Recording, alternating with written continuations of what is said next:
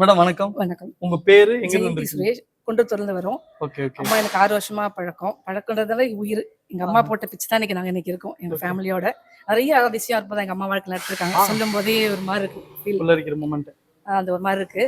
அதை தாண்டி எனக்கு இன்னைக்கு என் பொண்ணுக்கு வாழ்க்கை அமைஞ்சது அம்மா போட்ட பிச்சை. ஆஹா, அம்மாட்ட அருமை. உத்தரவு கேட்டோம். நாங்க செலுத்திய மாலையே அப்படியே வந்து அம்மா உத்தரவா கொடுத்து நல்ல இடமா முடிச்சு இன்னைக்கு நல்லபடியா மாசமா இருக்காங்க. ஆஹா, அவங்களே வந்துருவாங்க பாருங்க. கண்டிப்பா கண்டிப்பா. பஞ்சமியில எங்களுக்கு தெரியாது, அம்மா இதுதான் தெரியாது. ஒரு ஃப்ரெண்டு மூலியமா நாங்க பழகணும். ஒரு பூஜையில வச்சு அம்மாவோட போட்டோ ஃபர்ஸ்ட் எனக்கு வந்து வீட்டுக்கு அது நிறைய அற்புதம். ஓகே. இப்போ வாராகி நேயர்கள் பார்த்துட்டு இருப்பாங்க. அவங்களுக்கு ஏதாவது விஷயங்கள் சொல்லணும்னா பகிர்ந்துக்கணும். என்ன பகிர்ந்துக்கீங்க? எப்படி வழிபடலாம்? நம்ம கைவிட்டாலும் அம்மா நம்மள விட மாட்டா. கையை பிடிச்சிட்டாலும். ஓகே.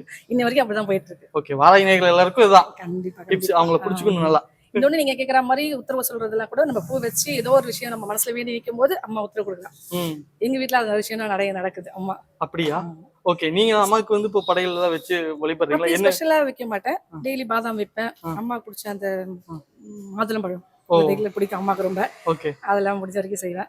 செவ்வரளி பிடிக்கும், அது வைப்பேன் அம்மாக்கு. சிம்பிளா என்னால முடிஞ்சதை செய்வேன். ஓஹோ, சந்தோஷம். ஆனா அவங்க எடுத்துப்பாங்க எதுவா இருந்தாலும். நல்ல உத்தரவு கொடுத்துருக்காங்க. அதான் எனக்கு இன்னைக்கு என் பொண்ணு வாழ்க்கையே அம்மா கொடுத்ததுதான். வந்துருவாங்க பாருங்க. சந்தோஷம் சந்தோஷம். நன்றி, நன்றி.